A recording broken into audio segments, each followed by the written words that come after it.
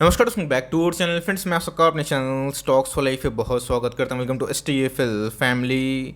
DFL members, आज मैं इधर पे एक ऐसे मल्टी बगर स्टॉक के बारे में डिस्कस करने वाला है जिनके प्रोमोटर्स ने अपने शेयर होल्डर्स को बहुत रिवॉर्ड दिया है। ऐसा क्यों? बिकॉज उनको आने वाले कल का फ्यूचर पता है और जिस हिसाब से गैस इनोवेशन पे वो कंपनी काम कर रही है, मुझे लगता है कि आने वाले 10-15 साल के या 20-25 साल का जो प्लान है उनके पास एकदम रेडी है। तो जिनको शायद ही से कोई ऐसा FIEs होंगे या फिर DIs होंगे जिन्होंने ऐसे बेहतरीन स्टॉक में निवेश नहीं किया है। बट इसी बीच में गैस मैं देखता हूँ कि बहुत ऐसे छोटे पब्लिक होते हैं जो ऐसे स्टॉक पे निवेश नहीं करते हैं, कोई माइक्रो कैप और स्मॉल कैप पे निवेश करते हैं। जी हाँ गैस, गलत रणनीति है। बिकॉज आपको पता होना चाहिए, जो विनर्स कंपनी होती है उनमें हमेशा भीड़ लगी होती है क्योंकि उनके प्रमोटर्स बहुत ही अच्छे होते हैं। तो इसी बीच में गैस एक कंपनी में हमें स्लाइड ड्रॉप डाउन देखने को मिलता है। मुझे लगता है कि हर एक गिरावट में आप ऐसी कंपनी को बिना डरे कोई भी लेवल पर उठाएं तो आने वाले फॉरवर्ड 1 साल, 3 साल, 5 साल ऐसी कंपनियों को रिवॉर्ड जरूर देंगी।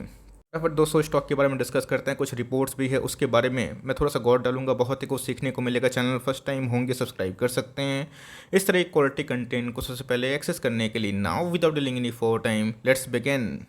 भाव की बात की जाए, बीच में ये भाग के 2700-2800 के आसपास गया था, बट उसके बाद हमें मार्केट में थोड़ी सी गिरावट देखने को मिली, जिसकी वजह से कैसे फिर से 2500 के आसपास जो लेवल्स हैं इस पर ट्रेड करता हुआ देखने को जरूर मिल रहे हैं। जी हाँ गैस, अगर आप देखें तो आज हमें 2% के आसपास एक गिरावट देखने को जरूर मिल चुकी है। महीने की बात की जाए, 6 महीने में गैस ऐसा कोई बड़ा परफॉर्मेंस हमें देखने को नहीं मिल रही, बिकॉज इसके जो ऊपरी स्थल है हमेशा इसमें एक प्रॉफिट बुकिंग देखने को मिल चुकी है। तो जी हाँ गैस, हाल फिलहाल में ही जब इसमें एक अच्छी खासी करेक्शन आई थी, बीच में गैस ये गिर के 1800-2000 के आसपास भी आया था।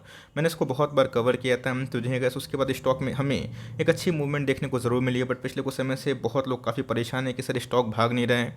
मेरा मानना गैस हमेशा यही है कि जो कंपनी अच्छी होती है, जिनको प्रोमोटर्स आने वाले कल में आपके लिए सोचें, अपने बिजनेस के बारे में सोचें, वही कंपनी गैस लॉन्ग टर्म में काफ़ी अच्छा ज़रूर करती है। कल की बात की जाए तो जो है गैस, एक साल में वही 32% के आसपास पैसे बनते हुए देखने को मिले। और इसका गैस जो टॉप था वही दिसंबर अक्टूबर का महीना में। उसके बाद कंपनी ने अपना जो टॉप है उसको ब्रेक नहीं किया। बट मेरे हिसाब से क्या, जो Q4 के नंबर्स आने वाले हैं ना, इस पे पूरा मार्केट का फोकस है। अगर नंबर्स अच्छे आते हैं, कमेंट्री सही आती है, तो मुझे लगता है कि ऐसी कंपनी आराम से ब्रेकआउट दे सकती है। नहीं भी देती है तो जो है गैस, आपको निश्चित लेवल पे खरीदने का मौका ज़रूर मिल सकता है।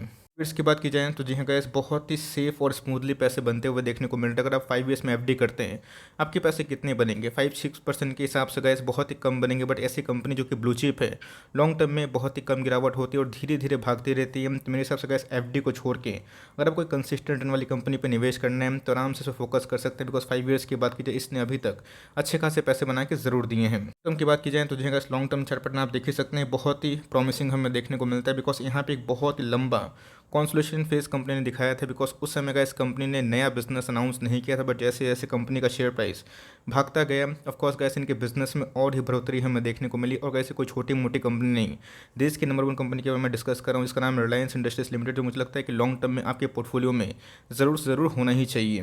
मैंने आपको हमेशा बताने की कोशिश की है, समझाने की कोशिश की, जिस कंपनी के प्रोमोटर अपने आने वाले कल का भविष्य का चिंता नहीं करेंगे तो ऑफकोर्स का शेयर होल्डर्स को भी रिवॉर्ड नहीं मिलेगा। आपको अच्छे से पता है कि इनकी जो डिपेंडेंसी थी आने वाले जो 10 साल 20 साल थी, लोगों को लगा था कि सिर्फ और सिर्फ ही ऑयल एंड गैस पे ही रहेंगे। बट धीरे धीरे गैस जो इनकी मैनेजमेंट है उनको समझ में आया कि नहीं, data is the new world, जिसकी वजह से गैस जियो एक बहुत बड़ा रिवोल्यूशनरी बिजनेस हमें देखने को मिला। और जिसकी वजह से गैस पूरे देश में एकदम जो नेट का समस्या था वो दूर होता हुआ देखने को मिला। और उसके बाद दोस्तों, जिनका बहुत ही प्रीमियम जो आम है रिटेल, तो जो है ऐसे बहुत तेज़ी से बढ़ता हुआ देखने को मिल रहा है। और हाल फिलहाल में आपने देखा भी था कि बहुत सारी जगह पे मुकेश अंबानी ने ग्रीन एनर्जी को लेकर भी बहुत बार कमेंट्री दी है। तो जो है मुझे लगता है कि एक ऐसी कंपनी है जो लॉन्ग टर्म में आपको बहुत रिवॉर्ड देगी। रीज़न क्या है? बिकॉज इनको पता है कि आने वाले कल में जो ट्रेंड है वो कैसे चेंज हो सकता है और कौन से बिजनेस आने वाले कल में टिक सकते हैं। तो जो है अपनी जो डिपेंडेंसी है ऑयल एंड गैस पे कम करते हुए, रिलायंस की बात की जाए, जियो की बात की जाए, रिटेल की बात की जाए, ग्रीन एनर्जी की बात की जाए, इस पर काफ़ी फोकस करते हुए देखने को मिल रहे हैं। और जो कंपनी के प्रमोटर गैस आने वाले कल का सोचे ना,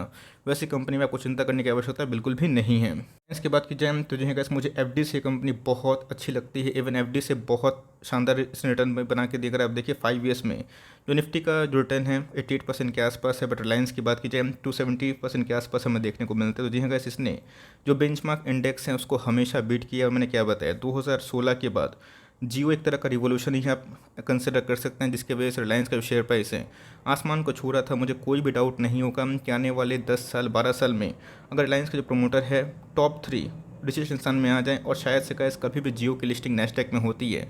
तो बीच में बात भी हो रही थी। और रिलायंस रिटेल की बात की जाए, अगर कभी भी मार्केट में आईपीओ के थ्रू से दस्तक देता है तो ये गैस कंपनी बहुत ही वैल्यूएबल हो सकती है। अब देखें इनके जो मार्केट कैप है 17 लाख करोड़ के आसपास की मार्केट कैप है। बहुत लोगों का तो गैस इतना मिला भी दिया जाए तो इतना मार्केट कैप इसका नहीं होता जितना रिलायंस अकेला ही ओन करती है। ऑल टाइम हाई अगर आप देखें तो हमें 200 पॉइंट के आसपास करेक्शन देखने को जरूर मिल चुकी है। बात की जाए इनके प्राइस टू अर्निंग की, ऑफकोर्स 31 के आसपास है, जो मेरे हिसाब से रीजनेबल है, फेयर भी है। बिकॉज आपको पता है कि रिलायंस एक बिजनेस का समूह देखने को जरूर मिलता है। आरओसी पे अगर आप ध्यान दें, आरओई पे ध्यान दें, आपको बहुत इंप्रेसिव दिखाई नहीं देंगे। रीज़न क्या है? बिकॉज एक तरह का दोस्तों निफ्टी के टॉप हाथी कंपनी में आते हैं। तो जिन्हें गैस इनके आरओसी की बात की जाए, आरओई की बात की जाए, आने वाले कल में इंप्रूव तभी होंगे जब इनके नेट प्रॉफिट में और भी ज़्यादा तेज़ी देखने को जरूर मिलेगी। बात की जाए एडलवेस की, एक अच्छी खासी सिक्योरिटी से हमें देखने को मिलती है। उनको ऐसा लगता है कि रिलायंस का जो एग्रेसिव प्लान है न्यू एनर्जी की तरफ, ये इनके लिए बहुत ही बड़ा एक ग्रोथ लीवर साबित हो सकता है। बिकॉज आपको पता है कि 2016 के बाद रिलायंस में एक तरफा तेजी थी। रीज़न क्या था? जियो की बात की जाए, रिलायंस रिटेल की बात की जाए, आपने देखा कि अपने रिटेल आर्म को मजबूत करने के लिए बहुत सारी कंपनी को गैस इन्होंने एक्वायर किया। हाल फिलहाल में ही मुझे एकदम अच्छे से याद है 20 कंपनी से ऊपर 6-8 महीना में इन्होंने एक्विजिशन की भी है। तो जिन्हें गैस हाल फिलहाल में ही बहुत सारे न्यूज़ हमें देखने को ज़रूर मिल चुके हैं। बट मैंने क्या बताया कि प्रोमोटर आने वाले कल का अगर सोचे ना, आपको चिंता करने की बात नहीं है। बिकॉज उनको पता होता है कि ऑफकोर्स लॉन्ग टर्म में किसकी डिमांड होने वाली है, कौन से बिजनेस सर्वाइव कर पाएंगे। हम तुझे गैस अनिल अंबानी इनके ही भाई है, लेकिन ये वो बिजनेस से फ्लॉप हो गए। रीज़न क्या था? बिकॉज उनके पास इनोवेशन नहीं था। न्यू टेक्नोलॉजी पे तो वो थे लेकिन इनोवेटिव नहीं थे, जिसकी वजह से वो डूब गए। बट मुकेश अंबानी साहब की बात कीजिए तो अपनी हिस्ट्री को उन्होंने क्रिएट किया और नए मुकाम पे इसलिए है बिकॉज वो सही टाइम पे सही डिसीजन लेना जानते भी हैं। तो मेरे हिसाब से गैस मैनेजमेंट की बात की जाए बहुत ही स्ट्रॉन्ग है, कोई भी इशू नहीं। और जिस हिसाब से कंपनी एग्रेसिवली अपने न्यू एनर्जी आर्म में काम करते हुए देखने को मिल रही है, लॉन्ग टर्म में गैस ऐसी कंपनी आपको मुनाफा ज़रूर देंगी। बात प्रमोटर होल्डिंग की, तब देख सकते हैं गैस कि प्रमोटर के पास जो भी होल्डिंग है पिछले कुछ समय से थोड़ी सी बढ़ते हुए देखने को जरूर मिल चुकी है। एफआईएस की बात की जाए 24% के आसपास स्टेक लेकर रखे हैं। डीएस की होल्डिंग की बात की जाए मात्र 13% के आसपास है। और बात की जाए पब्लिक होल्डिंग की 10% के आसपास ही है। तो जिनका 90% की जो होल्डिंग है ये टॉप क्लास जो स्ट्रॉन्ग हैंड्स है इनके पास देखने को जरूर मिल जाती है। मेरे हिसाब से कभी भी रिलायंस जैसे शेयर्स में गिरावट हो तो आपको बेझिझक ऐसी कंपनी पर निवेश करना है। बिकॉज इनके जो प्रॉफिट होते हैं ना, अपने आप में गैस बहुत कंपनी की मार्केट कैप भी नहीं होती है। तो यहाँ पे कैसे एक प्रश्न मैं पूछना चाहूँगा, थोड़ा सा गूगल करें और देखते हैं आपकी याददाश्त कैसी है। रिलायंस ने लास्ट क्वार्टर में कितने प्रॉफिट जनरेट किए थे? नेट प्रॉफिट की मैं बात बोल रहा हूँ, कॉन्सोलिडेट की। कमेंट बॉक्स में ज़रूर बताइएगा। लेट्स से कि आपको याद है कि नहीं कि रिलायंस ने लास्ट क्वार्टर में जो हिस्टोरिक नंबर पेश किए थे उसका आंकड़ा आपको समझ में आया है फिर नहीं।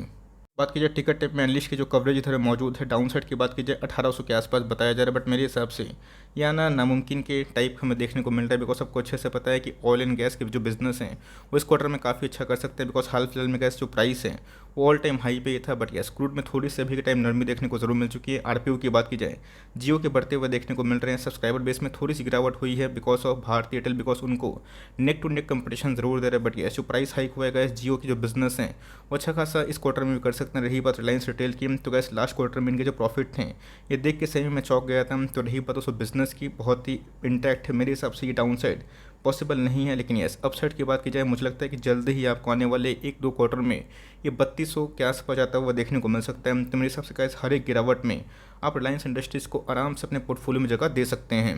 इसकी बात की जाए तो जी हाँ गैस, अगर आप बहुत फॉर्चुनेट हुए हैं और फिर से ये 200 का जो मूविंग एवरेज है इसके आसपास ट्रेड करता हुआ देखने को मिला। अगर आप देखें जो लाल कलर की लाइन है ये हमें इंडिकेशन देती है ये 200 का मूविंग एवरेज के आसपास ट्रेड कर रहे हैं। तो जी हाँ गैस घुसने का बहुत ही अच्छा मौका हो सकता है। इस गैप की बात की जाए 160 पॉइंट के आसपास है। तो फॉर लॉन्ग टर्म अगर आप कमिटेड है ऐसी कंपनी को हर एक महीना एसआईपी करने के लिए 100-150 मैटर नहीं करता है। बिकॉज लॉन्ग टर्म में ऐसी कंपनी बहुत बड़ी कंपनी बनेगी ऐसा मुझे पर्सनली फील होता है। कंपनी की मार्केट कैप को छोड़िए, कंपनी का विजन देखिए। आपने देखा कि अडानी के स्टॉक्स कुछ भी चीज़ मान नहीं रहे हैं और धीरे धीरे उनका मार्केट कैप बहुत सारी कंपनी से बड़ा हो चुका है। तो जिस कंपनी में गैस ग्रोथ है, विजन है और जिस कंपनी के पास हमारे पास डेटा अवेलेबल है तो आप समझिए कि कंपनी अगर उसमें काम करती है तो कितना मुनाफा दे सकते हैं। तो मेरे हिसाब से गैस आपको रेडी होना चाहिए। कभी भी अगर आप लुढ़क के ये नीचे आता है, मार्केट वीकनेस होता है तो एकदम गैस फर्स्ट प्रायोरिटी के रूप में आपको रिलायंस पे ही फोकस करना है। बिकॉज मुझे लगता है कि रिलायंस हो गए, टीसीएस हो गए, इन्फोसिस हो गए, ये सब लॉन्ग टर्म प्लेयर के लिए ही सक्षम है। और आपको छोटा मोटा स्टॉक में निवेश करना है ये आपकी मर्जी है। बट येस आपके पोर्टफोलियो में गैस मेरे हिसाब से रिलायंस को जगह देना बहुत ही महत्वपूर्ण हो जाता है। फोकस करें, कंपनी काफ़ी मजबूत है और कभी भी गिरावट में मिलता है आप लॉन्ग टर्म में आराम से ग्रैब कर सकते हैं। अगर वीडियो सही लगी तो एक लाइक कर दीजिएगा, चैनल फर्स्ट टाइम होंगे तो यहाँ से सब्सक्राइब करना ना भूलिएगा। फर्दर कोई डाउट है उसको ज़रूर ड्रॉप कर सकते हैं, और कुछ और रिव्यू चाहिए उसका भी नाम ड्रॉप करना ना भूलिएगा। I would love to make a video on your demand guys. मिलते हैं जल्दी ही, तब तक के लिए bye. Thanks for listening friends, God bless you all.